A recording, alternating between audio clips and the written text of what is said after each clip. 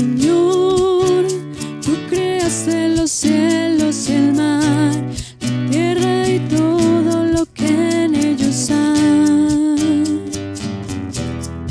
Con tu palabra, antes de fundar el mundo diseñaste tu plan, según el designio de tu voluntad. Consumado está.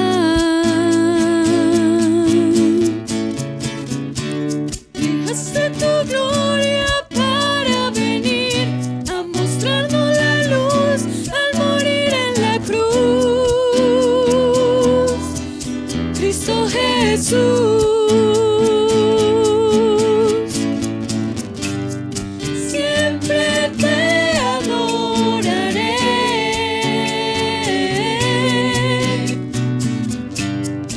Solo a ti serviré.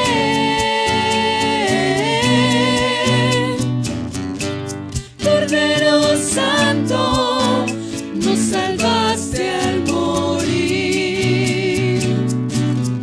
Con tu sangre nos limpiaste, por amor nos rescataste.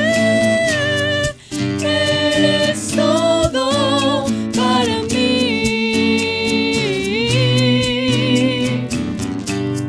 La razón de mi existir. Siempre quiero estar, Señor, cerca de ti, verte por la eternidad. Señor, tú creaste los cielos y el mar, la tierra y todo lo que en ellos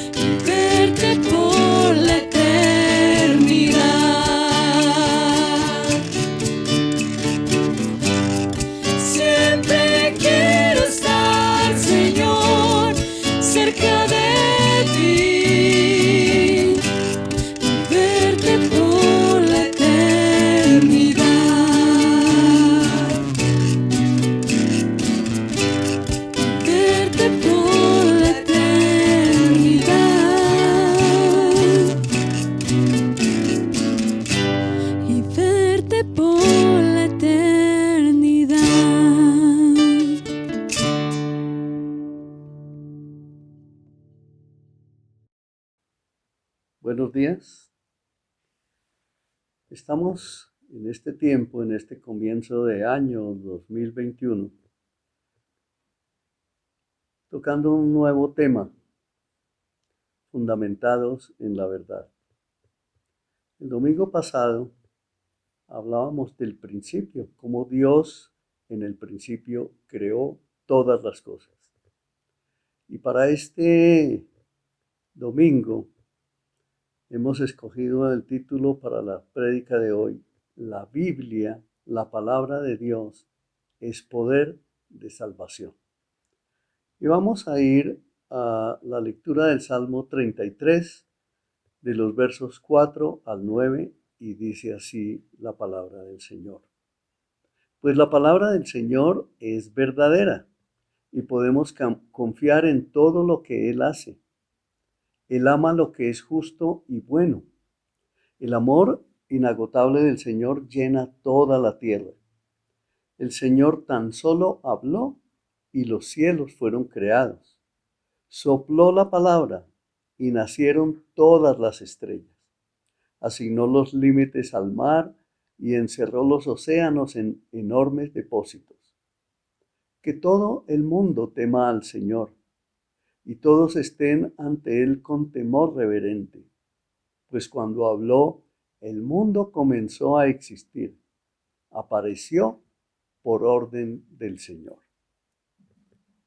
Vamos a orar y vamos a poner este servicio, este tiempo, este estudio de la palabra del Señor en sus manos. Oremos. Padre Santo, te damos toda la gloria. Hoy creemos que tú eres Dios fiel, que tú eres el Dios verdadero, que tú eres grande y glorioso.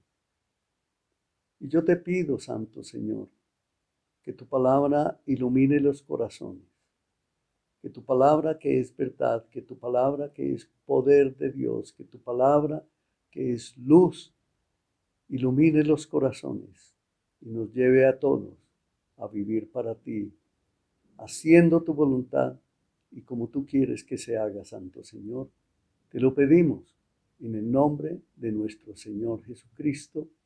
Amén. Les decía entonces que en nuestra predicación anterior leíamos que antes del principio, es decir, de Génesis 1:1, solo existía Dios. Y luego Dios creó todo cuanto existe como resultado de la omnipotente mano de Dios. El registro bíblico deja bien claro que Dios es el creador de todas las cosas. Todo fue creado por Él con la excepción de sí mismo. Él creó todo en el principio y lo hizo ex nihilo, es decir, de la nada. El cosmos no es una emanación de Dios, tampoco es una extensión de Dios.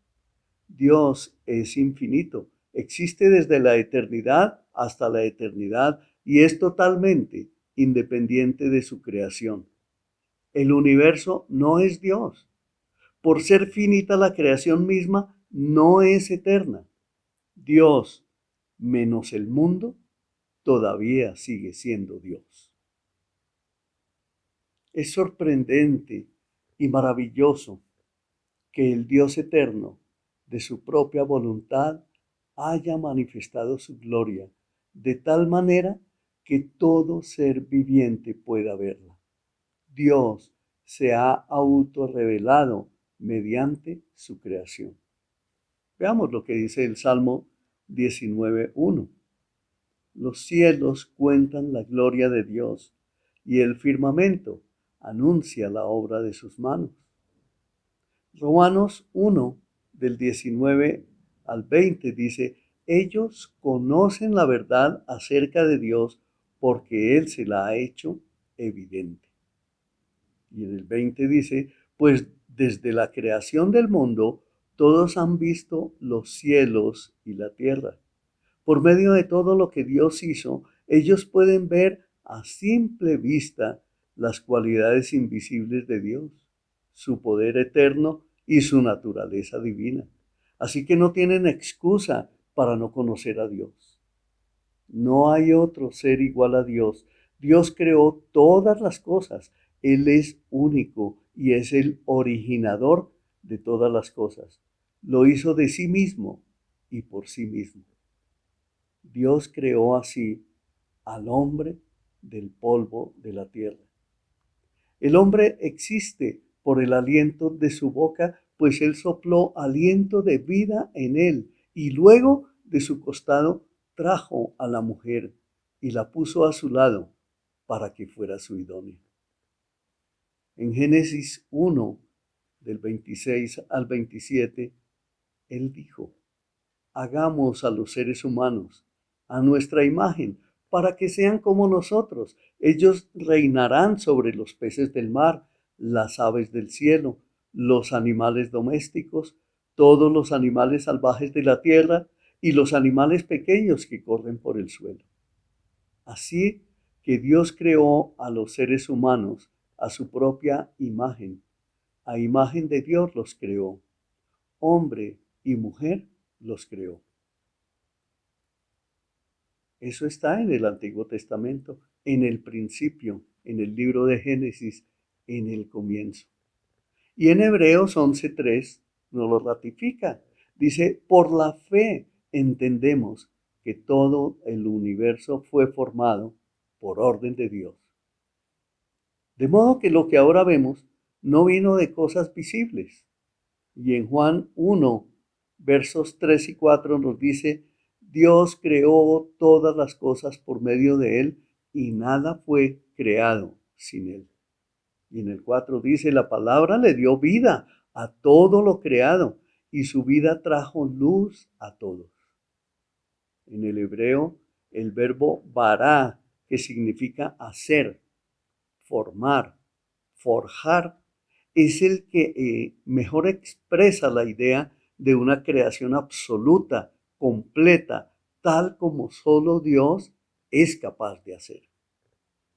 Podemos entonces decir que la creación fue un acto sobrenatural de Dios. Fue un acto instantáneo y producto del poder, de la infinita sabiduría del único Dios vivo y verdadero. El Espíritu Santo sobre Moisés lo guió a escribir la revelación que Dios le dio para que el hombre supiese cuál es su verdadero origen, el origen de él, el origen del universo y del mismo hombre, es decir, de toda la humanidad. Dios es extremadamente maravilloso. No hay otro Dios como él. No existe ni existirá jamás otro Dios como nuestro Dios. Las religiones hablan de unos dioses, pero solo Dios, el Dios de la creación, es el Dios de la Biblia. El Dios donde está la presencia total de Padre, Hijo y Espíritu Santo para siempre.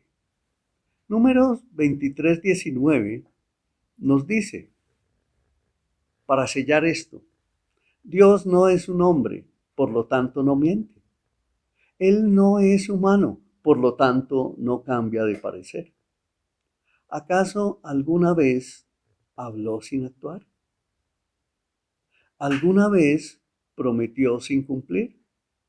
Dios, el Elohim, habla del Dios omnipotente e incomparable que está por encima de todo y de todos. Dios es inconmensurable, todopoderoso, cuya asombrosa presencia instantáneamente nos inspira gran admiración.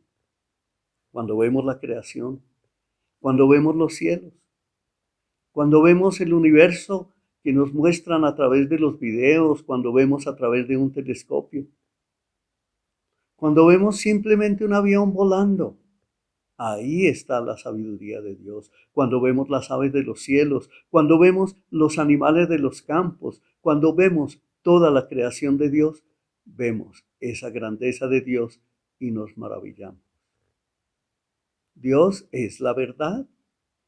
Y la verdad la encontramos en su palabra inspirada, infalible, inerrante y confiable. Miremos Deuteronomio, versos 4 al 12. Y nos dice así la Escritura.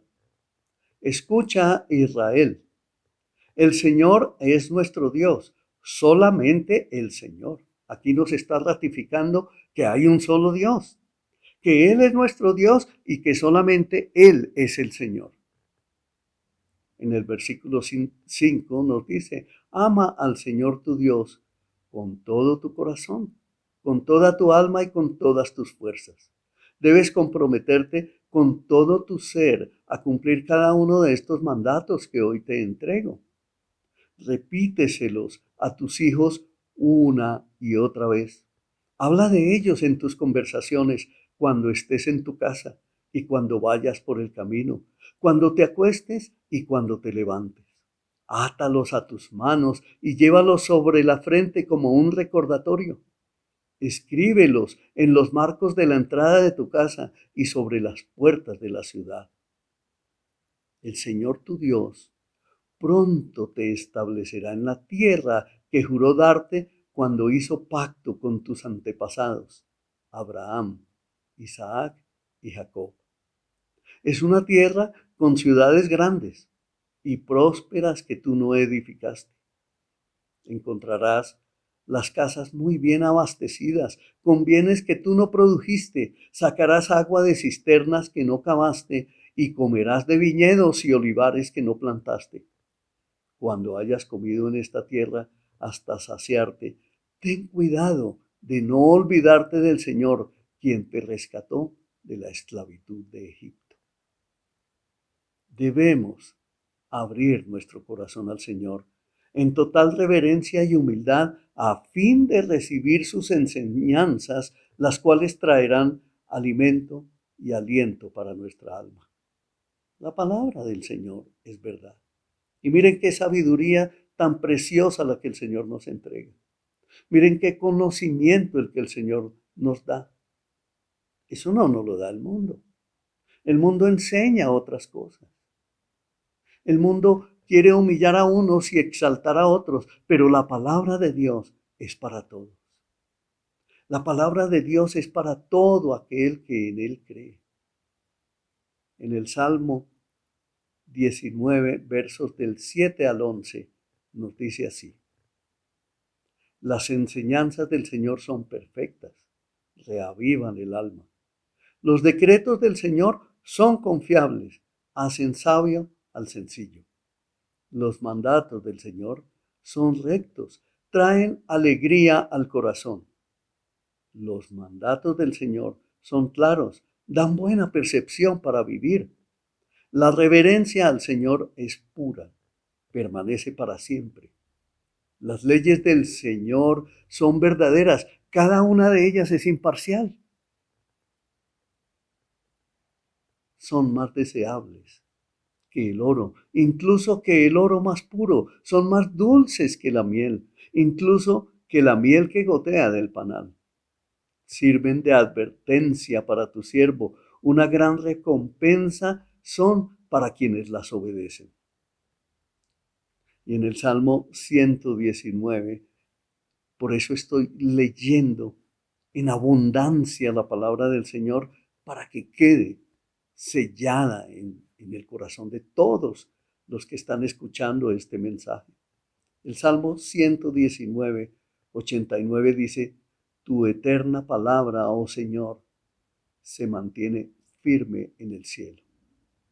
En el Salmo 119, el verso 152 dice, desde los primeros días sé que tus leyes durarán para siempre. Y en Isaías 48 dice, la hierba se seca y las flores se marchitan, pero la palabra de nuestro Dios permanece para siempre. Y en Mateo 5, 17 al 18, para tocar el Nuevo Testamento, porque la palabra de Dios nos habla desde Génesis hasta Apocalipsis, dice, no malinterpreten la razón por la cual he venido. Y aquí está hablando nuestro Señor Jesucristo. Dice, no vine para abolir la ley de Moisés o los escritos de los profetas. Al contrario, vine para cumplir sus propósitos. Les digo la verdad, hasta que desaparezcan el cielo y la tierra, no desaparecerá ni el más mínimo detalle de la ley de Dios hasta que su propósito se cumpla. Y en Mateo 24:35 dice, el cielo y la tierra desaparecerán, pero mis palabras no desaparecerán jamás. En Primera de Pedro 1:25, pero por la palabra del Señor, pero la palabra del Señor permanece para siempre.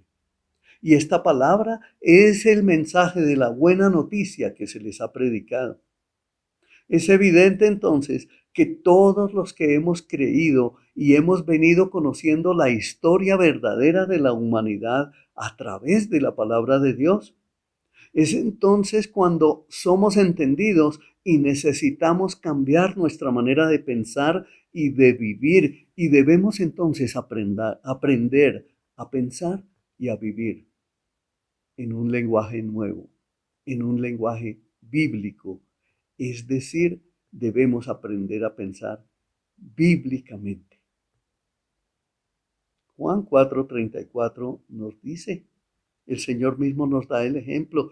Jesús dijo, mi comida es hacer la voluntad del que me envió y llevar a cabo su obra. Eso es lo mismo que nosotros debemos imitar. La comida nuestra es la palabra del Señor y debemos llevar a cabo su obra. Es claro que cada uno de nosotros, los creyentes, tiene un propósito divino en esta tierra. Si somos cristianos, entonces somos buenos ciudadanos. Yo predico continuamente acerca de ese sentir. Un buen cristiano hace todo lo que es bueno. La palabra de Dios es para transformar, la palabra de Dios es para cambiar, la palabra de Dios es para cambiar nuestros pensamientos, es para que no haya pensamientos de mal sino de bien, tal como el Señor nos dijo, yo tengo pensamientos de bien y no de mal para ustedes, para darles un futuro y una esperanza. Entonces, un buen cristiano es un buen padre de familia cuando él permite que la palabra lo instruya, cuando él permite que la palabra lo transforme, que la palabra lo cambie, entonces se convierte en un excelente padre de familia. Un buen cristiano es también un excelente esposo. Un buen cristiano, si no se ha casado, entonces es un excelente soltero que influencia a sus amigos, a sus familiares. Un buen cristiano impacta su entorno con su proceder. Un buen cristiano paga sus impuestos. Un buen cristiano ama a su prójimo. Un buen cristiano sirve al Señor en su iglesia. Un buen cristiano aporta económicamente para el desarrollo y sustento de la obra del Señor. Un buen cristiano no miente, no roba, no es codicioso. Un buen cristiano no participa de todo lo que esté fuera de la palabra de Dios. Un buen cristiano sabe que la palabra de Dios es suficiente para su vida. Un buen cristiano es influencia para otros. Un buen cristiano es digno de imitar. Un buen cristiano conoce a su Dios y habla de Él y a todo el que más pueda. Un buen cristiano está siendo procesado por Dios para servir a su prójimo. Un buen cristiano se humilla y pide perdón a Dios y a su prójimo por sus pecados. Un buen cristiano es sumiso y humilde. Por eso perdona el mal que le han hecho. ¿Por qué no meditar acerca de esto? ¿Por qué no reservar tiempo para el Señor? Para que nos examinemos a nosotros mismos y veamos qué de esto tenemos o qué nos hace falta. Si la palabra de Dios es suficiente para nuestra vida. Un buen cristiano se arrepiente de sus pecados. Un buen cristiano confiesa sus pecados. Un buen cristiano sabe que en sus fuerzas es imposible cualquier cosa que haga. Algunos prosperarán en este mundo separados de Dios, pero la palabra del Señor dice, ¿y qué si ganas el mundo? Todo el mundo lo puedes ganar. ¿Y qué si se pierde tu alma? Un buen cristiano reconoce la necesidad de Dios en su vida diaria. Un buen cristiano vive para amar y para servir a su prójimo. Y un buen cristiano vive continuamente buscando la reconciliación. En Deuteronomio 8, del 1 al 3, nos dice así la Escritura. Asegúrate de obedecer todos los mandamientos que te entrego hoy. Entonces vivirás y te multiplicarás, y entrarás en la tierra que el Señor juró dar a tus antepasados y la poseerás. Recuerda que el Señor tu Dios te guió por el desierto durante 40 años, donde te humilló y te puso a prueba para revelar tu carácter y averiguar si en verdad obedecerías sus mandatos. Sí, te humilló, permitiendo que pasaras hambre y luego alimentándote con maná, alimento que ni tú ni tus antepasados conocían hasta ese momento. Lo hizo para enseñarte que la gente no solo vive de pan, sino que vivimos de cada palabra que sale de la boca del Señor. Por tanto, iglesia, por tanto ustedes que me están escuchando, en Primera de Pedro 2, del 2 al 3 nos dice, como bebés recién nacidos, deseen con ganas la leche espiritual, pura, para que crezcan a una experiencia plena de la salvación. Pidan a gritos ese alimento nutritivo ahora que han probado la bondad del Señor. Ahora podemos entonces comprender claramente que la Biblia, la palabra de Dios inspirada para los seres humanos, fue escrita con un propósito. Número 1. Para autenticar la divinidad de Cristo. Juan 20:31 nos dice, pero estas se escribieron para que ustedes sigan creyendo que Jesús es el Mesías, el Hijo de Dios, y para que al creer en Él tengan vida por el poder de su nombre. Eso es algo en lo que debemos pensar seriamente, reflexionar, mirarnos en el espejo de la verdad, es decir, a la luz de la palabra de Dios, examinarnos, pensar seriamente cuáles son nuestros hechos, cómo actuamos como seres humanos, como ciudadanos, como hijos, como esposos, como padres, tal vez como abuelos, como mujer, como soltero, como soltera, como estudiante, cualquiera que sea el rol que tú desempeñes, examina tu vida a la luz de la palabra, porque estas cosas se escribieron a nosotros, a los que creemos que Jesús es el Mesías, el Hijo de Dios, y para que al creer en el nombre que es sobre todo nombre, tengamos sobre nosotros el poder de su nombre. Ahora también la Biblia se escribió para dar esperanza a los hombres. Número 2, Romanos 15:4. Tales cosas se escribieron hace tiempo en las Escrituras para que nos sirvan de enseñanza, y las Escrituras nos dan esperanza y ánimo mientras esperamos con paciencia hasta que se cumplan las promesas de Dios. La vida del cristiano, una vez entrega su vida rendida a nuestro Señor Jesucristo, es vivir para toda la vida tomados de la mano del Señor.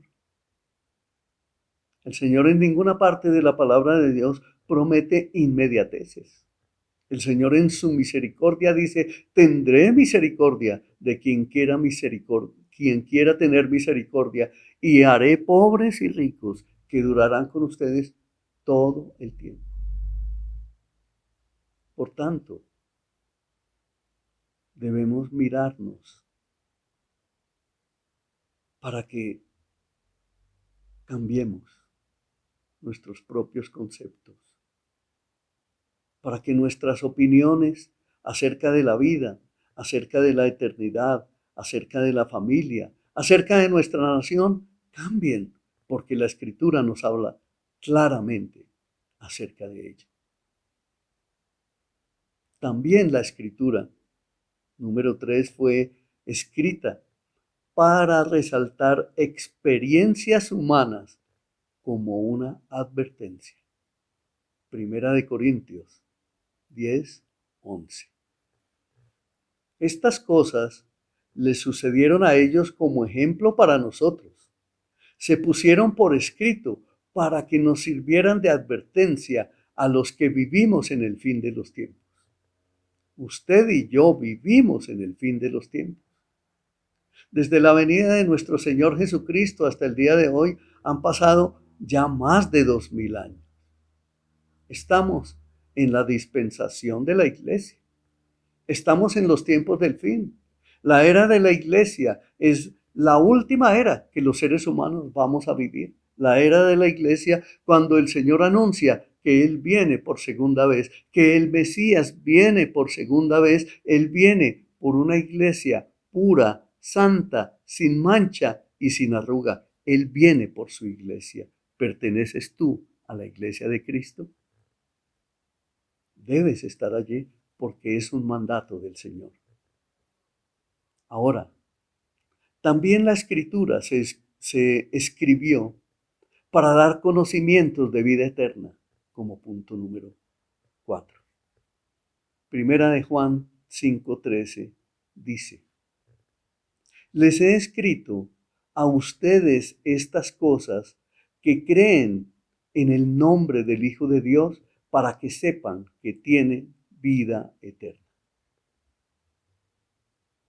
Si nosotros conocemos al Señor Jesucristo, si lo hemos recibido, si hemos creído en su nombre, si hemos confesado su nombre, si hemos confesado nuestros pecados delante de Él, si hemos creído que Él es Dios, si hemos creído en su sacrificio en la cruz, si hemos confesado que Él es nuestro Señor, que necesitamos de la salvación, que necesitamos de la vida eterna, que necesitamos cuando salgamos de este cuerpo y vayamos a través de la muerte al camino con Dios, es la necesidad que tenemos de la vida eterna.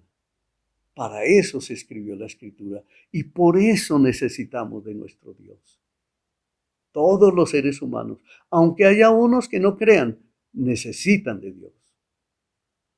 Hay unos en la iglesia que han creído, pero hay otros que están dentro de la iglesia y todavía no han abierto su corazón al Señor. Es tiempo de que esto suceda. Es tiempo de arrepentimiento, es tiempo de reconciliación con Dios, es tiempo de pedir perdón por los pecados, es tiempo de ir a buscar a las personas y pedirles perdón por los daños que hayamos hecho. Es tiempo de ir a pedir perdón al Señor. Es tiempo de reconciliación con Dios. Entramos a nuestra conclusión del día de hoy. En esta generación actual, la palabra de Dios como nunca antes cobra total poder. Hay quienes dicen que la palabra de Dios es antigua, que está vieja, que está en desuso, pero la palabra de Dios como nunca antes en toda la historia de la humanidad cobra poder y relevancia, porque esta humanidad perdida no encuentra rumbo alguno. Todo es relativo, no hay verdad, y si alguno habla de verdad, otro le refuta y con argumentos trata de destruir la verdad del otro. Es necesario llevar el mensaje de la cruz de Jesucristo como nuestra palabra de vida, como nuestro Señor y como nuestro Salvador. Es necesario traer a nuestros familiares y amigos a la verdad verdadera, que es Cristo, que es Jesucristo, el Señor, el que ofreció su vida en sacrificio para expiar nuestros pecados, para perdonarnos. ¿Por qué? Porque Él vino a buscar lo que se había perdido. No esperemos más. Salgamos como valientes hijos de Dios a dar a conocer las buenas nuevas de salvación a quienes no la conocen. Llevemos la buena noticia y la esperanza viva de que Dios en su eterna misericordia nos extendió vida a los que ya estamos en el camino. No es tiempo de aplazar una decisión tan trascendental en este tiempo tan difícil que está atravesando la humanidad. No sabemos si esto va a empeorar, pero la Escritura nos declara que las cosas no van a mejorar en los tiempos finales, sino que por el contrario, las señales cada vez serán más evidentes de que esta tierra será destruida por el fuego. No sabemos cuándo será, pero sí sabemos claramente por la Escritura que nuestro Señor viene pronto. Ezequiel 37:7 dice: así que yo anuncié el mensaje, tal como él me dijo. De repente, mientras yo hablaba, se oyó un ruido, un traqueteo por todo el valle. Se juntaron los huesos de cada cuerpo y volvieron a unirse hasta formar esqueletos enteros. La palabra del Señor es una fuerza sobrenatural que da vida. Tenga eso muy presente. En Romanos 1, 16 al 17 nos dice: pues no me avergüenzo de la buena noticia acerca de Cristo, porque es poder de Dios en acción para salvar a todos los que creen, a los judíos primero y también a los gentiles. En el verso 17 nos dice: esa buena noticia nos revela cómo Dios nos hace justos ante sus ojos, lo cual se logra del principio al fin por medio de la fe. Como dicen las Escrituras, es por medio de la fe que el justo tiene vida. Y en la versión Reina Valera dice: el justo por la fe vivirá. Yo les invito a que reflexionen acerca de su vida.